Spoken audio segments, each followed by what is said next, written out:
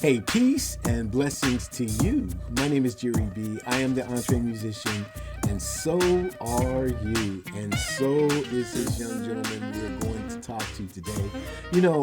There's a scripture that says a prophet has no honor in his hometown. I understand what that feels like, but I am so grateful to be able to present an EntreMusician from my hometown of Youngstown, Ohio, a gentleman who is no stranger to the music industry, has been doing it and doing it and doing it, and really is turning the page in a new chapter of his life to do it some more. This is my good friend and my colleague in the EntreMusician. This is Blair White. Brother man. Jerry, it's so good to be here with you. Even though we're not in the same room, Right? I always feel like I'm in the same room with you, no matter what, if it's a phone call or if it's this, you know. But I appreciate the EntreMusician project, which is just totally amazing. Yeah. And I like it because it makes me get off of my hands and do something a little bit more constructive with my music, Mm-hmm. And music's a gift. And if you don't take that music and give it to somebody to unwrap, it's no longer a gift. It's just collecting dust. That's So true. I That's like true. that. Well, listen, I'm sure. you haven't been sitting on your hands the last several months or so. I mean, the Yeah, one thing that really gets us about you is the fact that you're so consistent in writing a song every single week. And that it's is just a lot of brain power, a lot of inspiration, a lot of energy. Tell us what is behind the Blair White consistency model. well, like I told you before, I'm a pretty good procrastinator. Mm-hmm. So I always wait. When I was in school or college, I would wait till the last minute to do what I had to do Ah. because there's always tomorrow. So I gave myself a week to do this Mm-hmm. because I have a time limit. If I have a time frame, we're all good when we have deadlines to make. Yeah. I am not good without a deadline. If somebody says, "Give me a song and give it to me in a year," I'll wait for 363 days before I even start on it. So you're better off to tell me I need a song in 2 days Right. rather than that. And the thing is, I always wrote and I always write song or three a day. I was always good at that. But I was real good at leaving little pieces of Mm-hmm. paper with song ideas on it that would remind me. But I have a manila folders with a bunch of song ideas. I don't even look at them. Really? I mean, and the songs that I've lost, I'll be mowing the lawn and I gotta run into the house and play something or I'm gonna lose it. And I've lost more songs than I've written. Wow. Some really good songs in my head, but then I get another one in my head and that one's gone. So I sort of told myself that I'm going to complete songs instead of leaving little bits and little fragments and all that Mm-hmm. behind. And my background when I first started out, my parents were Christians, and we went to church. Mm-hmm. We started out at Highway Tabernacle down on Hillman, Yeah. and from there it went up to Canfield Road, and then up to Kirk Road. Mm-hmm. And that church has given me a lot of experience playing because when I was about 7 years old, I would go up to watch the piano player play. I'd set up in the front row and watch him. And you know what? I still have in my smeller, this is in Yeah. my head, You're that right. smell of that oak with the varnish on it on those pews.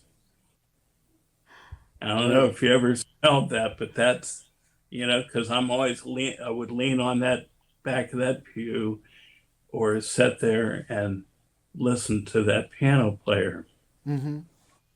And then I started taking my mother always wanted to take lessons. She wanted to go to college. She was very smart woman, but she wanted to make sure that we had piano lessons and organ and all that. But I started out on the accordion, sort of like Al Yankovic, Oh you yeah. know? Yeah. So I started that at 8 years old.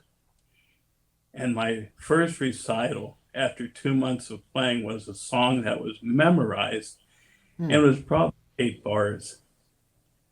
I don't think it was even 16 bars, but it was a little thing that I had to memorize. So I'm sitting there downtown in one of those big bank buildings. They had the hall up there and all these people there. And I get this accordion, and the accordion probably weighed 2/3 of what my body weight was at 8 years old. So I have this accordion, and here's me looking over the top of this accordion, and I have to memorize this thing. So I'm playing that first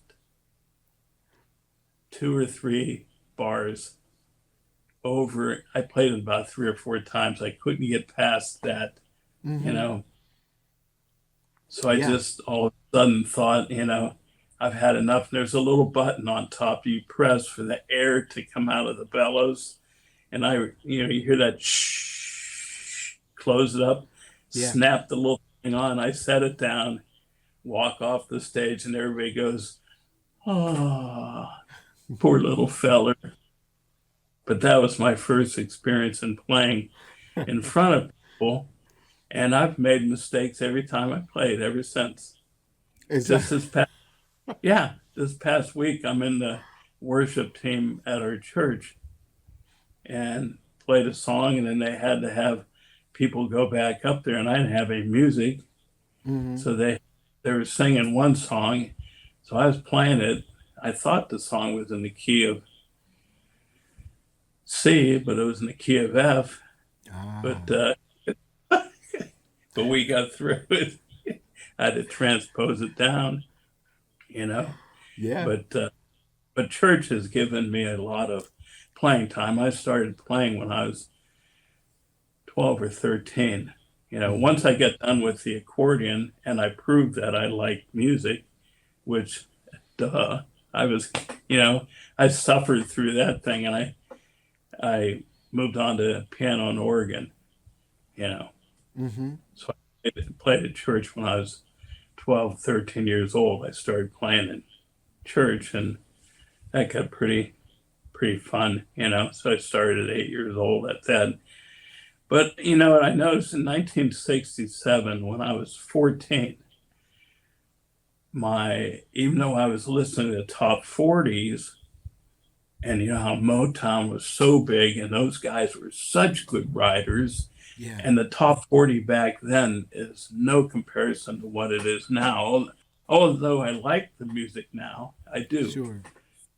But the melodies and the words, like right now, before there was one or two guys that would write the song, or women, they would write the song and it was done. Now you got 8 people writing one song. Sure. And there's 5 words in the whole song. Sure. So I don't get it. I don't understand why is it so difficult to write maybe 10 words in a whole song. All right, everybody take a word and write. You write what do you think the answer is? What do you think the answer is? Well, I've written with people before. I've done a lot of writing, but a lot of times if a guy I traveled with for several years, we used to travel over the country, but I'll get to that. But I think a lot of times when you get together with people and somebody comes up with an idea and everybody expounds on that idea. And if you're in band, like Leonard Skinner, they would start just jamming, and the singer would just start writing the words, coming up with them in his head. So it Sure. was a group effort, you know. Yeah. I Yeah. sort of like, I'm sort of like a one man operation in my music room, you Mm-hmm. know. Where I come up with, I'll be mowing the lawn, like I said, and I'll come up with ideas and go from there. But back to 1967 being pivotal to me was when my parents had a console record player and stereo radio in the living room, and it was probably 5 feet long, a piece of furniture back then. That's what Mm-hmm. they were, you know, and the record would store on one end, and there Right. was a stereo, you know, and a record player. And I would listen to this Cleveland Underground station, Mm. and it was on every Saturday night. And I forget uh, the call numbers to the station, but they would play about 2 or 3 hours of stuff off of albums. Mm. And I would listen to the Doors and Sergeant Pepper's The Beatles album, Yeah. Jimi Hendrix all over the place. I mean, that was like nothing Mm. anybody has done, that guy. Right. And the Cream, you know, Cream with Eric Clapton and Ginger Baker and Jack Bruce on those. So those are the first four albums I bought. Wow. So when I was playing my music lessons for my teacher, my mother was making sure that after a while, you know, she always forced me to practice for a half hour when I started with the accordion. And after a while, they'd tell me, quit playing, because I could play for 5 hours, 8 hours. The most I played was 8 hours in a row. Wow. But and you know, when we were in the studio there, I'll just play until the cows come home, you know. But I got a good dose of rock and roll Mm-hmm. Let me ask background. you this question: as you were talking about Leonard Skinner and Cream and the Beatles and whatnot, being that you were so structured in learning music from church and playing in church, was there any conflict where your parents or your pastor saying, "Hey, you shouldn't be listening to that stuff"? Or I mean, I Yeah, know some church musicians that was a yeah. real conflict. Was that the My same for you or not? my parents weren't too happy with it. But the funny part is, I'd be practicing for my lesson.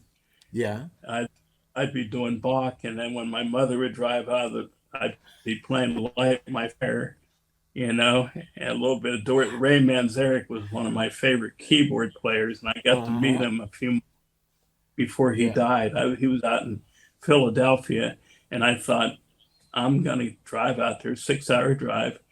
And I Right. happened to book the hotel he stayed in. Wow. Yeah, so he's come up the hall. I'm waiting. My rear end's sore from driving 6 hours, and I wasn't in a big hurry to. I was happy to stand there, and the um, the person in the lobby wasn't there, and they had a bell to ring, but I didn't Mm. ring it. I was sitting there waiting, and here comes Ray Manzarek up the hallway, and I said something really profound to him. Are you Ray Manzarek? Oh yeah, Profound. that was the dumbest thing I could have said. Of course he was. And he goes, well, I certainly am. And I was there to see a show that night. And I asked him, I said, will you be signing any autographs afterwards? And he goes, I'll sign autographs for you right now. What do you got? So Oh. he came out to the car. He was getting ready to go eat somewhere. He signed my albums and stuff I had for me and watched the show. And he got sick Oh. right after the show. And he went back to the hotel. He never signed for anybody but me that night. Wow. But I met him the next day, and they had the little breakfast hotels provide a lot of times, continental breakfast or whatever. He was he was in there having breakfast, and it was me and him and my ex-wife. And asked him how he was doing and everything, and was hoping and he said he was feeling a little bit better. But I sat down and he came over and sat with us and ate breakfast with us. And we talked about different things. He wanted to know who was the winner of the baseball game the night before or whatever. And my son goes, "Did you ask him about Jim Morrison?" Absolutely not. Because the guy gets asked that question every time. We just had a normal conversation. There you go. He was very nice. Took a couple Wow. pictures with him. But he passed about 4 months later of bile duct cancer, Oh my. which was, yeah. So I was sort of blessed to be able to finally meet him because he was such an influence. I used to play all the Doors music. Yeah. I remember in the neighborhood, there was a band called the New Hudson Exit, and Phil Kagi was in that band. That was the first band he was in, and they were right down the road, and I would go hear them practice every once in a while. Wow. And there was another band called the Enter Sanctum. Yeah, I know these names high school people make up, you know. Right, right. Enter Sanctum I thought that was so cool back then. Now it's like, no, I don't know. And they lived on the other end of the road, so I'd listen to them play every once in a while. And then some friends of mine in the same neighborhood, we would get together and play stuff by the Grassroots, you know, Midnight Confessions and all that stuff, you know, and some Motown stuff. And yeah, so it was all good, but I had 2 feet in the world as I got a little older. And my mother, God bless her, she said, "Look, we go to church 3 times a week, Sunday morning, Sunday nights, and Wednesday night. You pick 2 of those times," because I was the last one to leave home. I left home. I mean, other than going into the Army when I was just out of high school, was getting drafted, and I got into the National Guards, you know. I had to go drive my paperwork up to Cleveland because I got my draft notice. But anyways, I had to do a little bit of time in the Army and then the other 6 years at home, once a month, National Guard thing. Yeah. But my mother said, "You have to go to church 2 times." Well, Pastor J. Alford was our pastor, which probably one of the greatest teachers ever, you know. And like I said, I was pretty much worldly. I was doing drugs and everything else, you know, and playing at church. So how do you like that? That didn't work out too good. Right. Understood. You know, but I ended up in 1975. Shirley Alford said, "On Wednesday nights, we have Ruth Hoffman plays with one finger on the piano. I need a piano player there." I said, "Okay," because I got to go 2 nights. I'll go Sunday mornings and Wednesday nights. Well, I ended up playing, and I ended up giving my heart to the Lord for real, and it made a big difference. Yeah. And that was 1975, and I thought when I got saved, all I kept thinking was, I can't be in a gospel quartet with the striped suits and all that stuff going on. That just wouldn't That work. wasn't not your scene, right?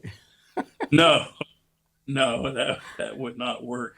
Because I would play every once in a while up in Cleveland with some guys. They would invite me to play with them up in Cleveland, and I had my heart set on a rock and roll life, you know. Yeah. But I got saved in 1975. Then I got a call from some people in Denver, and they were going to start a national touring act, and they were going to be opening for Leonard Skinner and somebody else in some big arena thing. And I just, like I said, I just made a commitment to the Lord, And I said, I'm really going to think about this. And I called them back the next day and told them, and this was my dream. This was my ultimate dream. Oh, sure. My, yeah, that, and I called them back and I said, I really feel like I'm not meant to do that. And I think if I would have done that, I don't know, I would have been involved in more drugs, which I was into drugs. And, you know, I would buy a pound of weed. Sure. I mean, a block, Sure. a brick of, I Yeah. wasn't like just an occasional Mm-hmm. type of, you know, but, and the psychedelic drugs, you know, and that, who knows where I would have been. Sometimes Absolutely. God closes doors, and I felt that door close in my heart, you know. So I continued to play at church, and I got to meet a guy named Jeff Paskey. And I met him in 1976, and he was a Christian recording artist that traveled all over the country. Mm-hmm. And he invited me to play piano for him. So I played piano on his first album, or no, his second album, that is, second or third album. First one for me. I played piano for him down at Wright Records when he recorded his first album. And I traveled with him and we started writing and singing together. Mm. You know, and it just, my songwriting skills, it started to increase. Now that's 1970. I mean, I was writing in probably 1972 and 73. Not real good because it's like, hey, else, yeah, I'm getting on the bike, I'm making it go, but I'm falling a lot. You know, falling off that riding bicycle. And you know, you think at the time, you think, oh, you're writing some good stuff. And you look back on it and it wasn't so good. But I Certainly. look back on when I started writing with Jeff, you know, we would write together and we'd write some separate stuff. I look back at some of those songs I still enjoy playing, Mm. you know, that we wrote together. But we did another album with a lot of our music on it. And those guys, I get a chance to play down there for a couple of months down at Wright Records. They needed a piano player for a couple of months while their guy was healing from surgery. So I got introduced to the Nashville number system. Are Oh, you right. familiar with Right. that? I am. Yes. Yes, I am. Yeah, yeah. The country bands, they started that probably in the 1950s and 60s, and it's really cool because, as you know, every chord has a number, and Right. so they wrote the numbers down in four, you know, 4-bar increments all the Right. way down. So you just change keys and there you go. You're off to the races, whether you like it or not. And I remember this one bass player down there. He was a big guy. He was probably about 350 pounds. So the Mm. bass rode on his stomach, and he Wow. just sat there, boom, boom, boom. I mean, just so effortlessly he would play that bass, but what came out of that bass with hardly, he made it look so easy. Mm-hmm. Then they had this one guitar player, he could play the Star Spangled Banner and Dixie at the same time. Gee They had whiz. some, these guys played, they did a lot of demos. And when I was down there recording with them, we would do demo work for people that were pushing songs in Nashville because these guys were Nashville quality players, you know. Yeah. Yeah. So that was really an interesting situation. But I played with Jeff Paskey probably from 1976 to 1989 or something like that. Mm-hmm. and we went all over the place. We played for 50 people or 5,000 people, whatever. So we had dates lined up all the time. Mm-hmm. Sometimes two one day. If it was a Sunday, we do Sunday morning and we do a Sunday night thing, you know. Yeah. But I really got a chance to hone my playing skills, you know, from in church and on the road with him. Yeah. His wife would play bass, you know, and we got together with another guy named Tony Varney, and he was a guitar player, and he died real young. He was 32, you know. Wow. But yeah, and my buddy Jeff, he died in 2012, so it's always good memories with those guys. Certainly. But songwriting, I studied for 20 years from 1974 to 1994 with a guy from Youngstown named Sam D'Angelo. Hmm. Sam D'Angelo is the only guy that I know that had perfect pitch. He could sit down and write a whole score in his head. Wow. I mean, it was amazing.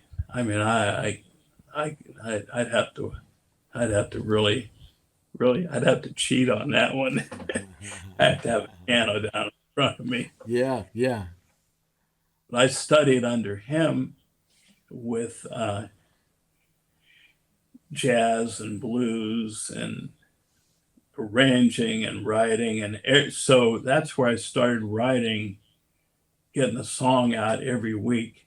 Mm. I would write a song every week. The next time I saw him, I had a song ready and I had a 4-track Tascam recorder, Yeah. you know, which was a lot of fun, you know. Absolutely. Absolutely. A I lot burned up a couple of those. I can imagine. I know. You figure Sergeant Pepper's, that was 4 tracks. Sure. They did those back in that day, 4 tracks, which was so I always, when I do my recordings, I try not to use any more than 8. Mm-hmm. You know, try to keep it raw, you know. Yeah. But yeah, we used to do all kind of, he had me doing a lot of vocal arranging, and I did a choir cantata for the church I was at the time, wrote the whole cantata, and the choir sang it, you know, and Yeah. stuff like that. So I think So, what have you decided, Blair, if I may ask, that you uh, enjoy more? For example, being a songwriter, performing as you've toured, or the recording process, or is it all just passion to you? It's just one big vision. it's one big ball, you know, but it's Mm-hmm. like an onion, you know, that old term, the onion with the different layers, Sure. you know, you peel one off and there's something else, and they work hand in hand. I Yeah. like writing the best. I would write for people in the church, and I always tried to write for their voice in my mind, you know. Mm-hmm. Mm-hmm. I would write a song for somebody, and a lot of people that would would do my songs in church, you know. Yeah. And yeah, I think writing I like that the best. It's most satisfying. I like when the Understood. recording process, as you know, that recording process is always cool. Yeah, And that's something I love. I know, and I appreciate you helping with my mixing. You helped me so much that day. I was Oh, it's like a my little honor. sponge. I just really appreciated you coming over and helping me with Absolutely. that, you know. Absolutely. That's my honor to do that. But I really am intrigued by your story and the various experiences that you had. The one thing that I was waiting to hear, however, was the fact that you have a pretty expensive hobby by virtue of the fact that of all the album covers that you have on Oh, your music room wall. I, I know, I know. I have to go onto the ceiling now. I get I'm out of wall space. I got a couple spots and I got to rearrange some things, and I have Mm-hmm. the album ready, and it's just I got so much stuff signed. And now what I'm trying to do is, if I have an album and there's somebody that played on that album, I'll pull it off the wall and have them sign it rather than getting a whole other, you know what I mean? Yeah. I'm about done with there's a bass player named Leland Sklar. I Yeah. don't know if you're familiar with him, and he's played on probably 2,000 albums. Wow. He toured with Phil Collins, he toured with James Taylor, and just a bunch of people. He's 77 now. Mm-hmm. He's touring with Lyle Lovett and his large band. Oh, wow. So in that group is Leland Sklar, and he's going to be up in Akron on Saturday. This coming And Saturday? yeah. So Uh-huh. I'm gonna stalk him. It's and my wife says you're a stalker. Well, yeah, stalker. I know. My friend says the only kind of autograph you're gonna get is on on, oh, when they want you to stay away from them. They'll sign that document. Yeah. But But everything that you have behind you, if I'm not mistaken, is yeah, signed. Like you went to the actual yeah, person and yeah, drove across everything. country or whatever you needed to do to get that autograph. Yeah, everything in the room is signed. I've met some really nice people, Mm-hmm. really nice. And then there's like Art Garfunkel. I met him and he talked to me for like 20 minutes. And I said, "Would you mind signing an album for me?" And he goes, yeah, I would mind. So I never got his autograph. I'm thinking, all right, you got to be that way. It's like, But you got the conversation. You got the 20 yeah, minute it's conversation, but great. It's a great failure story. well I've there met, it could have been worse. It could have been worse. It could have been see you later. yeah, he was, yeah, I mean, talked to me for 20 minutes. I mean, it was you know, just one of the moods that he was in, I guess. I'm not sure, Mm-hmm. but I figure it was his loss. you know, Yeah, it's his loss. I can dig that. I can You know, dig it. I know. And it's funny, my wife, when I write some of these songs, she goes, I hope that song wasn't about me, because it's Well, it's just, not just a song though, Blair. It's you always put a very crafty video around it. So if you're starting writing that song on Wednesday, yeah, when are you having time to get that video and everything up? Because it's a full it, package Saturday morning. yeah, it's pretty difficult after a while. I'd have I like to, when I go to a city or something, I'll record driving in that city, driving through the mountains or whatever. We like to go out west and everything, Yeah. Mm-hmm. But somebody asked me, they said, how do you get so, what experience in your life has helped you to write? And I Mm-hmm. said, well, I've been through 2 divorces, I've been in the army, and I ran into a train. And I said, that's a good start. This life Absolutely. experience. Yeah, I was headed east on Palmyra Road, and the next thing you know, train happened to be in the way, and Wow. I had hit a sharp right, so I was heading south Yeah. southeast at a moment's notice. I ran into a train back in 1971 in December. I was ready to go into the army. Mm-hmm. I was driving home from some girl's house, and it was around midnight. There's a little bit of snow on snow on the road, and I'm driving about 50 miles an hour, and there was a train on the tracks ahead that broke down. No flares or anything. It was just sitting on the track. And the guy on the other side of the train, he shut his headlights off, or I would have seen him. Wow. And I'm driving. There's a guy behind me. I hit the train as it started up. and it took me about 3 football fields down the road, and they had to get the jaws of life to pry me out of the car and everything Wow. else. You know Wow. Gee, that man. I had to get a bunch of stitches in my chin and my elbows and my knees and a few other places. And what it was, the sheriff said, "Well, I can call your parents." And I said, "Look," I said, I'm just shook up a little bit, but if you call them, they're both going to have a heart attack if you tell them that I ran into a train." Yeah. So he took me down to the hospital and I got all stitched up and drove me home. And he's knocking at the door. And my dad answers, and here's the sheriff next to me, at 5 in the morning by that time. That was, Yes. you know, Ah. so it's those life experiences that help you write better. Absolutely. Now tell me this, what would you call your style of music? I mean, there's so much that I hear in there, and I would imagine it's because of your experiences and the people that you've listened to, because it's a potpourri.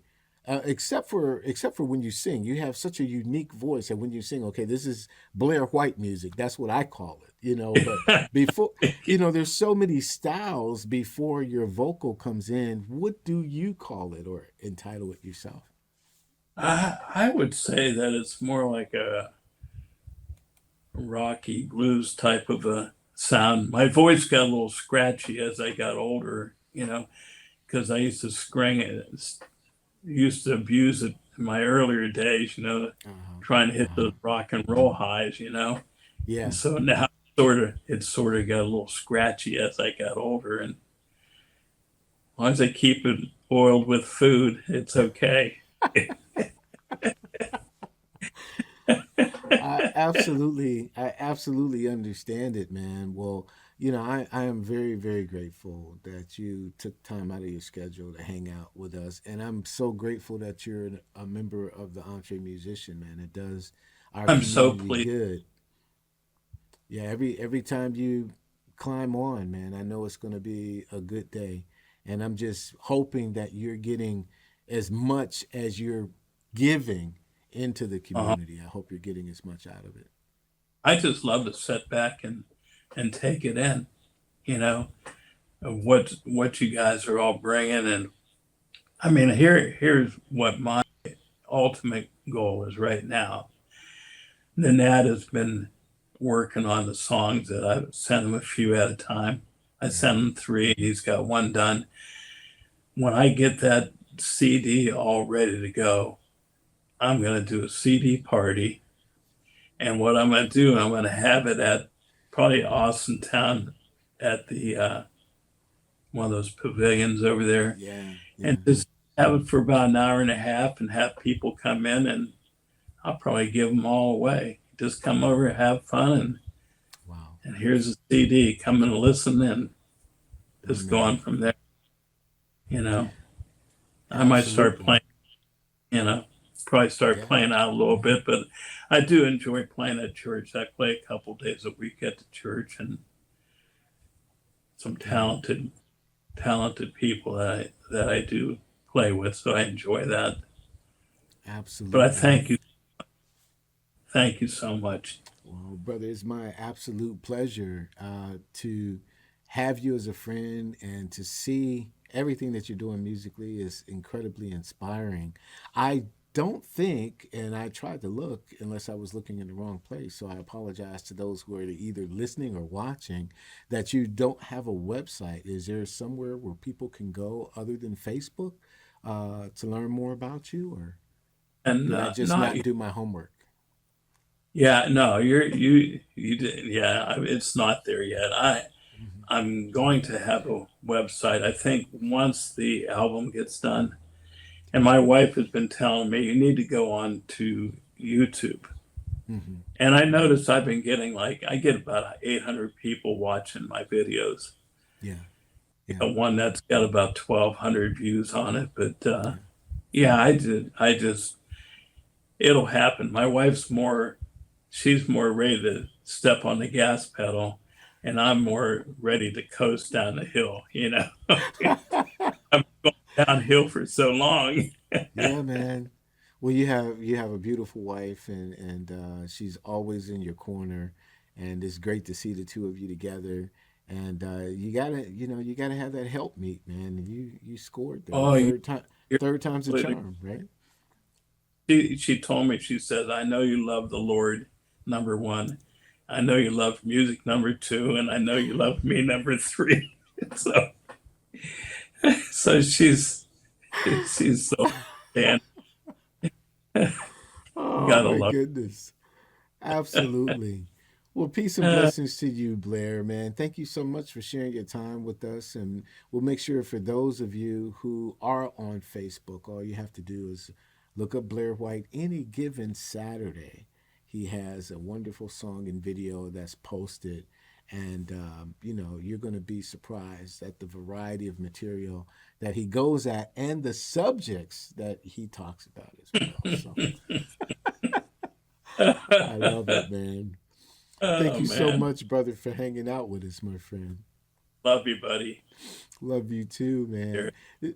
This is Blair White, Youngstown entree musician, and I'm grateful for his spirit and for the generosity of his music. It is absolutely dynamic, and I don't know if you saw my Facebook post before we begin this conversation. I said, you know, being one who's blessed to interview Grammy winning icons and whatnot, I was a little more nervous talking to Blair than some of those men and women. And he is a genuine spirit. I'm so grateful for him. That's a little of what you can experience if you're a part of the EntreMusician community. Just go ahead and hit me up so that you can join the conversation, join the community. The water is fine. It's great. You meet more wonderful people like Blair White. My name is Jerry B. I am the EntreMusician. Blair White is an EntreMusician. But the most important thing is, so are you. We will see you again next time.